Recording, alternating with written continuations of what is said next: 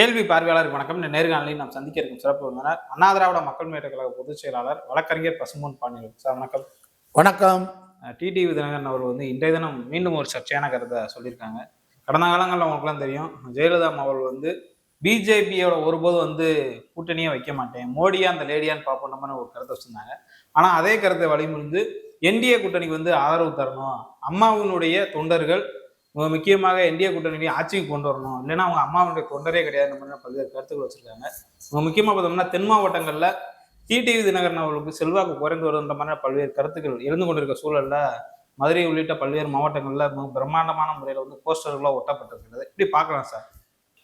TTV தினகரனுக்கு 2026 தேர்தல் கடைசி தேர்தல், அரசியல் வாழ்க்கையை விட்டு விடைபெறுகிறேன் என்று சொல்கிற தேர்தல் தான் 2026 தேர்தல்.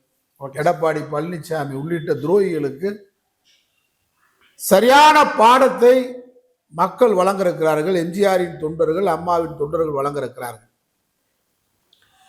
டிடிவி கூடாரமே காலி,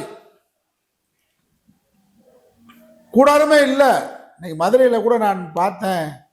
இன்னைக்கு தான் எப்பயும் இதுக்கு முன்னாடி டிடிவி மதுரைக்கு வந்தால் அவர் பெரிய ஐக்கிய நாட்டு தலைவர் மாதிரி அவர் படம் இருக்கும். இங்கிட்டு அம்மா படம் சிறுசாக ஸ்டாம்ப் சைஸில் இருக்கும்.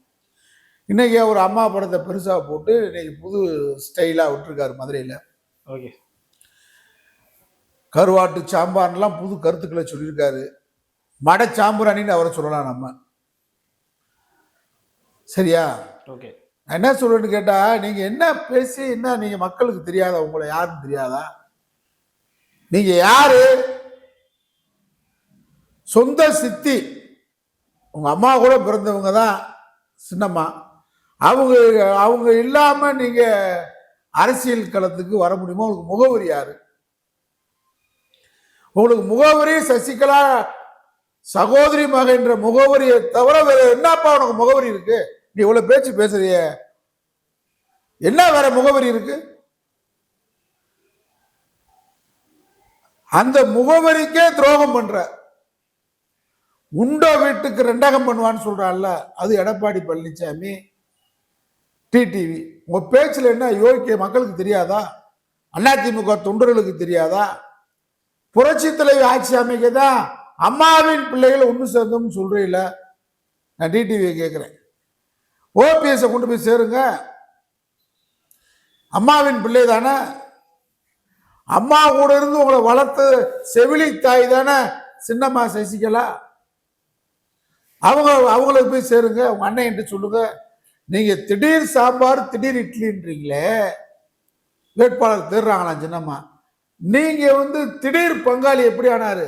ஒரு வாரத்துக்கு முன்னாடி தான் நான் எடப்பாடி பழனிசாமி கிட்ட சேர்றது ஒண்ணுதான், தூக்கு போட்டு சாகுறது ஒண்ணுதான் சொன்னீங்க. ஒரு வாரத்துக்குள்ள அண்ணன் தம்பி, திடீர் அண்ணன் திடீர் பங்காளி உறவு எப்படி உங்களுக்கு அவ்வளவு பாச பிணைப்பு வந்துச்சு? அதிமுக தொண்டர்களை கேட்கிறேன், நான் டிடிவியை கேட்கிறேன். சின்னம்மா பரப்பன அக்கரகார சிறைக்கு போகும்போது உங்க கையில துணை பொதுச் செயலாளர் பதவியை கொடுத்துட்டு போனாங்க. அதிமுக அம்மா காலத்துல துணை பொதுச் செயலாளர் பதவியை பூரா எடுத்துட்டாங்க. உங்களுக்கு தான் துணை பொதுச் செயலாளர் பதவி கொடுத்துட்டு போனாங்க. அப்ப கொடுத்துட்டு போகும்போது இந்த கொத்தடிமை எடப்பாடி பழனிசாமி அந்த கொத்தடிமையை பூரா உங்க காலில் விழ வச்சுட்டு போனாங்க.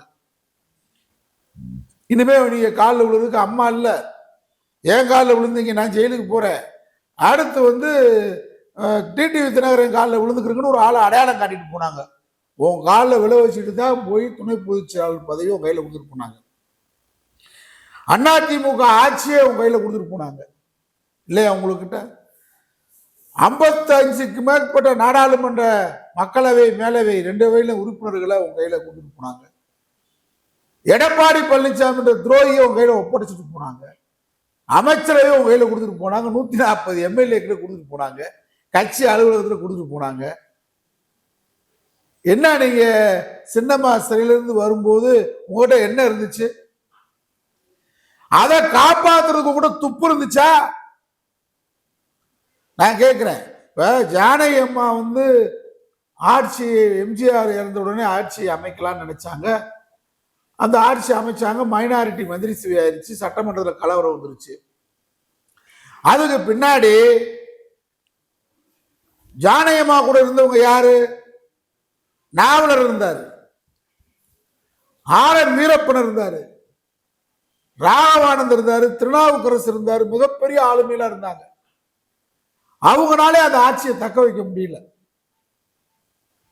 அதுக்கு பின்னாடி ஜானகி அம்மையார் சின்னமாகிட்ட இரட்டலையை பெறுவதற்கும் கட்சியை இணைப்பதற்கும் கடிதம் கொடுத்து, அந்த கடிதத்தின் வாயிலாக இழந்த இரட்டலையை மீட்டு சின்னம்மா அவர்கள் உங்க கையில ஒப்படைச்சு, மருங்காவூரிலும் கிழக்கு நடந்த இடைத்தேர்தலில் அதிமுக மீண்டும் இரட்டலை வெற்றி பெற வச்சு, மீண்டும் நாடாளுமன்றத்தில் 35க்கும் மேற்பட்ட தொகுதியில் வெற்றி பெற வைத்து 91 ஆட்சியை உருவாக்குனாங்க. நான் ஆட்சியும் கையில கொடுத்து, கட்சியும் கையில கொடுத்து, சொத்தும் கையில கொடுத்து, துணை பொதுச்செயலாளர் பதவியை கொடுத்துட்டு போகும்போது உங்களால தக்க வைக்க முடியலையே. நீங்க என்ன, நீ அம்மா ஆட்சி வரைக்கும் போறீங்க? உங்க கையில கொடுத்துட்டு போன அம்மா ஆட்சியை நீங்க பாதுகாக்க முடிஞ்சா? சின்னம்மா வரும்போது அந்த ஆட்சியை உங்க கையில ஒப்படைக்க முடிஞ்சா? உங்க காலில் விழ வச்சுட்டு போனாங்க எடப்பாடி பழனிசாமிய, அந்த எடப்பாடி பழனிசாமிய சின்னம்மா சிறையிலிருந்து வரும்போது வரவேற்க வைக்க முடிஞ்சா உங்களால? என்ன நீங்க பேசுறீங்க?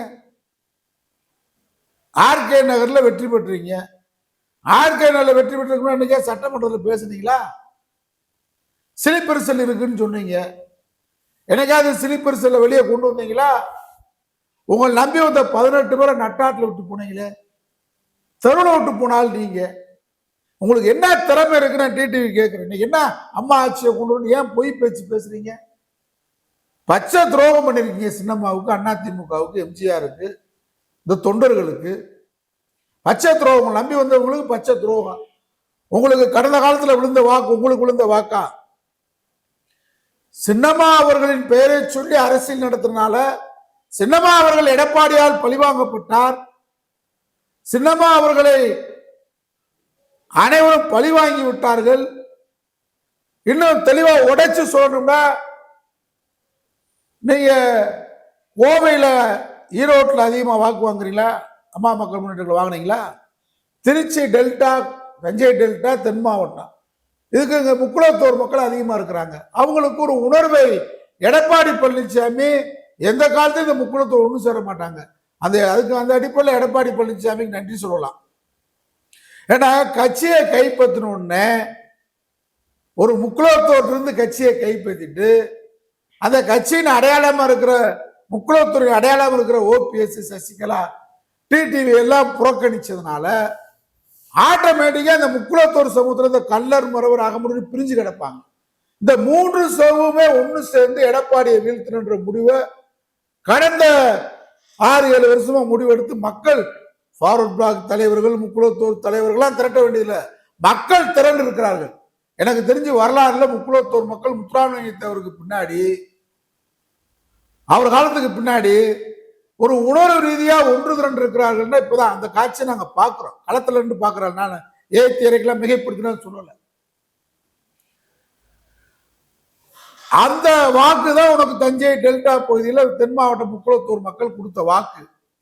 இப்ப அந்த எடப்பாடி பழனிசாமியை நீங்க அரசியல் களத்துல விரட்டாம உங்களை அரசியல் இருந்தே துரத்துன எடப்பாடி பழனிசாமியை, சின்னம்மாவை அரசியல் களத்திலிருந்து அப்புறப்படுத்த துடிக்கிற எடப்பாடி பழனிசாமியை, டிடிவி தினகரன் அரசியல் களத்திலிருந்து அப்புறப்படுத்த துடிக்கிற எடப்பாடி பழனிசாமியை, ஓபிஎஸ் அரசியல் களத்தில் துடிக்கிற எடப்பாடி பழனிசாமியை முக்குளத்தூர் மக்கள் ஒன்று சேர்ந்து விரட்டுகின்ற முடிவில் விழுந்த வாக்குகள் தான் கடந்த காலத்தில் உங்களுக்கு முதுகுளத்தூர்ல, தென்காசியில, சங்கரங்கோயில, உசுலம்பேட்டில, ஆண்டிப்பட்டியில, ராமநாதபுரத்துல, தேனியில, திருச்சியில, தஞ்சையில விழுந்த வாக்குகள்லாம்.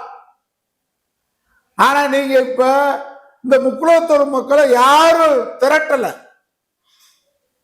அவர்களாக திரண்டிருக்கிறார்கள். இது திரட்டப்பட்ட கூட்ட உணர்வு அல்ல, மக்கள் திரண்டிருக்கிறார்கள்.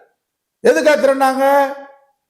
சிறைக்கு போகும்போது சின்னம்மா அவர்கள் ஜானகியால் எம்ஜிஆர் ஆட்சி உருவாக்க முடியல, அங்க இருந்த பெரும் ஆளுமைகளால் எம்ஜிஆர் ஆட்சி உருவாக்க முடியல. ஆனா ஒரு சின்னம்மா, சசிகலா உடனிருந்து ஜெயலலிதா அம்மையார் அவர்களால் தொடர்ந்து அதிமுக ஆட்சி உருவாக்க முடிஞ்சு. அந்த ஆட்சியை உங்க கையில கொடுத்துட்டு போனா, துணை பொதுச்செயலாளர் பதவி கொடுத்துட்டு போனா, நீங்க உங்களை தக்க வைக்க முடியல. நீங்க எப்படி ஆளுமை மிக்க தலைவரா நாங்க அம்மா ஆட்சியை கொண்டு வரோம்னு சொல்றீங்க? அதுல உண்மை இருக்கா? எடப்பாடி பழனிசாமி முக்குளத்தோர் மக்கள் வெறுக்கிறார்கள். Okay sir. இந்த தேர்தலில் எடப்பாடி பழனிசாமி விரட்டுவதுதான் ஒவ்வொரு முக்குளத்தோரின் கடமையாக கருதுகிறார்கள். Okay sir. அந்த மக்கள்கிட்ட நாங்க பழகுறோம், அந்த மக்களோட மக்களா இருக்கிறோம். எங்களுக்கு அந்த உணர்வு தெரியுது. நாங்க திமுகவுக்கு கூட ஓட்டு போட்டுருவோம். பாரம்பரியமா நாங்க ரெட்டலைக்கு போட்டோம். திமுக கூட போடுவோம். எடப்பாடி பழனிசாமிக்கு போட மாட்டோம், ரெட்டலைக்கு போட மாட்டோன்றது முக்குளத்தூர் மக்கள் வீட்டுக்கு சபதம் எடுத்திருக்கிறாங்க. ஓகே. இதான் யதார்த்த கலை நிலவரம். ஆனா இது தெரியாம உங்க வழக்குகளை தூசி தட்டி எடுத்து உங்களை சிறைக்கு அனுப்ப போறேன்னு அமித்ஷா மிரட்டி, அமித்ஷாவுடைய மிரட்டலுக்கு பயந்து, சிபிஐ வழக்குக்கு பயந்து, அந்நிய செலவாணி வழக்குக்கு பயந்து நீங்க போய் திடீர் எங்க அண்ணன் எடப்பாடி நானு அம்மா வளர்த்த பிள்ளைகள்னா உங்களை வளர்த்தது சசிகலாவா இல்லையா? டிடி தினகரன் சரியான ஆளா பதில் சொல்லுங்க. நாங்க கேட்கிற கேள்விக்கு பதில் சொல்லுங்க. திடீர் அண்ணன் திடீர் பாசம் வந்திருக்கு. உங்களை வளர்த்தது அம்மா. சின்னம்மா யாரு? சின்னம்மா ரோல் என்னன்னு கேட்கிற டிடிவி. சின்னம்மா துரோகியா? உங்களை வளர்க்கலையா? எடப்பாடி பழனிசாமிக்கு பதவி கொடுத்தது யாரு? அம்மாவா? அம்மா ஆட்சியை 4 வருஷமா சிறைக்கு போகும்போது அவங்க நினைச்சிருந்து விட்டுட்டு போயிருந்தா, அவங்க சொன்னாங்க, எனக்கு அன்னைக்கு நான் சந்தித்து பேசும்போது சொன்னாங்க, நான் 2-3 நாட்களாக கூவத்தூர்ல தங்கியிருக்கும் பொழுது எனக்கு தகவல் வந்து விட்டது. நாளைக்கு 10 நிமிஷம் ஆயிடுச்சு தகவல் வந்து அவங்களுக்கு ஜட்ஜ்மெண்ட் உறுதி, 4 ஆண்டு தண்டனைன்னு சொல்லிட்டாங்க. சொன்னதுக்கு முன்னாடி நான் ஒன்றும் பயப்படலை. உடனடியாக எம்எல்ஏக்களை பூரா கூப்பிட்டு கையெழுத்து வாங்கி எடப்பாடி பழனிசாமி முதலமைச்சர் ஆகிக்கிட்டு தான் போனேன். அப்ப அந்த பெருமை யாருக்கு? நான் கேட்கிறேன், மத்திய சர்க்கார் ஒன்றிய அரசு கையில வச்சிருக்குல்ல, ஒன்றிய அரசு கையில இருக்குல்ல, ராணுவம் கையில இருக்குல்ல, அமித்ஷா கையில இருந்துச்சு, மோடி கையில தானே இருந்துச்சு. கூவத்தூருக்கு ராணுவத்தை அனுப்பிச்சு விட்டு எம்எல்ஏக்களை பூரா கடத்திருக்கலாம்ல, கூவத்தூர் அடக்கி வைக்கப்பட்ட எம்எல்ஏ கடத்திருக்கலாமா? துணிவு இருந்துச்சா? இந்த சின்னமான ஒரு பெண் சிங்கம் அங்க இருந்ததுனாலதான் ஒன்றிய அரசு ராணுவ தரப்பு எம்எல்ஏக்களை தூக்க முடியல. ஓபிஎஸ் அன்னைக்கு தமிழ்நாட்டில் காபந்து முதலமைச்சர், காவல்துறை அவர் கையில தான் இருந்துச்சு. அந்த இருக்கிற 50 கிலோமீட்டர் தான் சென்னையில இருந்து காவல்துறை அனுப்பிச்சு விட்டு எம்எல்ஏக்களை கூப்பிட்டு இருக்கலாம்ல. எதுக்கு பயந்தார்கள்? ஒன்றிய அரசு ராணுவமும் ஓபிஎஸ் உடைய காபந்து அரசு காவல்துறையும் கூவத்தூர் பக்கம் வராதுக்கு காரணம் என்ன?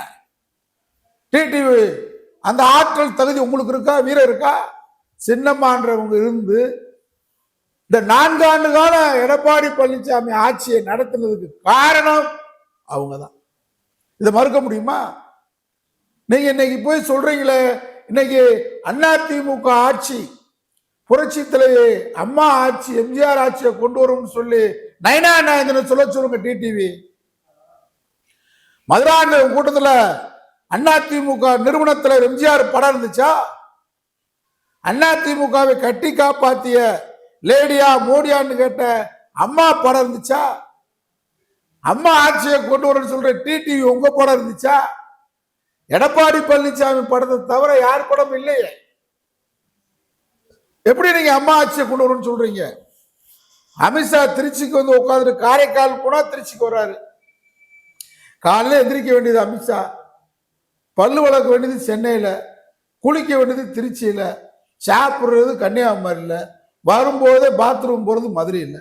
நீ எத்தனை தடவை வந்தாலும் இங்க திராவிட மாடல் ஆட்சியை திமுக ஆட்சியை வீழ்த்த முடியுமா? அதிகாலை 6 மணிக்கு 5000 ரூபாய் விழுந்துருச்சு ஒவ்வொரு வீட்டு 1.5 கோடி பெண்களுக்கு. உங்க சதியை முறியடிச்சிருக்கிற முதலமைச்சர், திராவிட மாடல் முதலமைச்சர். நீ இந்த ஆட்சியை வந்து தேர்தலை கண்டு ஸ்டாலின் பயந்துட்டாரு.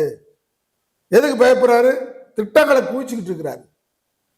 நீங்க இப்ப டிடிவி வந்து பேச தெரியாம உளறீங்க. நீங்க இருக்கிற அணி வெற்றி பெறுமா? குடும்ப ஆட்சின்னு சொல்றீங்களே, நீங்க யாரு? சசிகலா மேலாட்டி நீங்க யாரு? வெளி உலகத்துக்கு ஜி கே வாசன் யாரு? அன்புமணி யாரு? அங்க இருக்கிறவங்களா யாரு? அதிமுகவையே இயக்கிற மிதுன் பழனிசாமி யாரு? குடும்பம் தானே. நீங்க எல்லாம் சன்னியாசியாவா இருக்கீங்க, திமுகவை பார்த்து குடும்ப ஆட்சின்னு சொல்றீங்க. அதனால டிடிவி உங்களுடைய ரோல் அம்மா அருமையா சின்னமா கொடுத்துட்டு போனாங்க. நீங்க என்ன செஞ்சீங்க? எல்லா அமைச்சர்கிட்டையும் யாரும் ஃபைல்ல கையெழுத்து போறதுக்கு முன்னாடி, டெண்டர்ல கையெழுத்து போறதுக்கு முன்னாடி, அப்பாயின்மெண்ட்ல கையெழுத்து போறதுக்கு முன்னாடி, டிரான்ஸ்ஃபர்ல கையெழுத்து போறதுக்கு முன்னாடி என்கிட்ட வந்து தான் கையெழுத்து வாங்கணும். பணம் நான் வாங்குவேன், பங்கு தான் உங்களுக்கு கொடுப்பேன். ஒவ்வொரு அமைச்சரும் 50 லட்ச ரூபாய் எனக்கு குறையில்லாம கொடுக்கணும். முதலமைச்சர் காலையும் சேர்ந்து என் வீட்டில் வந்து விழுந்து காலில் விழுந்துட்டு போகணும். இது கண்டிஷன் போட்டீங்க, உங்களை விட்டு கட்சி விட்டு நீக்கினாங்க. ஓபிஎஸ் வெளியே தர்மயுத்தம் நடத்துற ஓபிஎஸ் ஒன்று சேர்ந்துக்கிட்டாங்க. ஒன்று சேர்த்துட்டு டிடியை விரட்டினாங்க. உன்னால ஆட்சியை தக்க வைக்க முடியாம, துணை பொதுச்செயலாளர் பதவியிலிருந்து இந்த கட்சியை தக்க வைக்க முடியாம ஏதோ கொடுத்துட்டு போனாங்களோ சின்னம்மா நம்பிக்கையோடு நீங்க நடத்துவீங்க. அதை உங்களால காப்பாற்ற முடியல. எப்படி நீங்க எப்படி திரும்ப அம்மா ஆட்சியை கொண்டு வருவீங்க? நீங்க பங்கு கேட்ட எல்லா அமைச்சர்கிட்டையும் எல்லா அமைச்சரும் மிரட்டினீங்க, முதலமைச்சரை மிரட்டினீங்க. அதனால தர்மயுத்தம் நடத்துற ஓபிஎஸ் கிட்ட போய் இபிஎஸ் கூட்டு சேர்ந்துட்டார். தான் நடந்துச்சு. நீங்க எப்படி நீங்க ஜொலிக்க போறீங்க அரசியல்ல? இன்னைக்கு முக்குளத்தோர் மக்கள், அம்மா மக்கள் முன்னேற்ற கழக தொண்டர்கள், அதிமுகவுடைய தமிழ்நாட்டில் உண்மையான தொண்டர்கள் என்ன நினைக்கிறாங்க? ஆளுமை இல்லை இன்னைக்கு அதிமுக நடத்துறதுக்கு. அப்ப என்ன செய்யணும்? பாஜக இல்லாத அதிமுக, பாஜக தான் அதிமுகவை அழிக்குது. இன்னைக்கு மோடியும் அமித்ஷாவும் நாங்கள் தமிழ்நாட்டில் அண்ணா திராவிட முன்னேற்ற கழக ஆட்சியை கொண்டு வருவோம், புரட்சி தலைவர் அம்மா ஆட்சியை கொண்டு வருவோம்னு சொல்றாங்களா? தேசிய ஜனநாயக கூட்டணி ஆட்சி வரும் சொல்றாங்க. எடப்பாடி பழனிசாமி முதலமைச்சர் சொல்லியிருக்காங்களா? இல்ல. அவங்க வேலுமணி இன்னைக்கு முழுமையா செலவு பண்ணிட்டு இருக்கிறாரு. வேலுமணியை முதலமைச்சர் சொல்லியிருக்காங்க. டிடி தினகரனை கூப்பிட்டு தனியா அமித்ஷா என்ன சொல்லியிருக்காரு?